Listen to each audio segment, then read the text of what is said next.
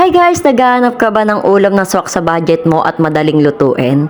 Try mo tong adobong atay with egg. Alam ko na magugustuhan mo at magugustuhan din ng pamilya mo. First, naghanda ako dyan ng atay, of course, liver ng manok. And then, nag-prepare na rin ako dyan ng kawali at sinangkutsa ko na dyan yung atay. Sasangkutsahin muna natin yan guys para mawala yung mga moist niya guys. Ayan, kitang-kita naman na nagtubig siya. Antay lang natin mawala yung tubig niya guys. Nung nawala na yung tubig niya, yan, isi-set aside na natin dyan. And then, maglalagay na rin tayo dyan ng konting mantika. At dyan sa konting mantika na yan, dyan natin igigisa ang ating sibuyas at bawang. At hahalo-halo ilang natin dyan hanggang sa ma-mix well yan, hanggang sa maluto. After nyan guys, nagtimpla na ako dyan ng paminta at ng red pepper.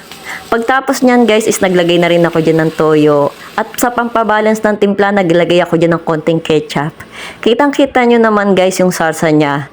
Sa sabaw pa lang ulam na mapapawaw ka na at mauubos nyo, alam ko, ang kanin nyo sa sarap niyan. And then nag-prepare na rin ako dyan ng dalawang nilagang itlog. Yan, hinati ko lang siya sa gitna. Kitang-kita naman natin kung gaano kasarap. At guys, kung napanood mo ang video ko guys, paki-comment naman kung taga saan ka para alam ko kung hanggang saan umabot ang aking video at para ma-shoutout kita sa susunod na video na aking gagawin.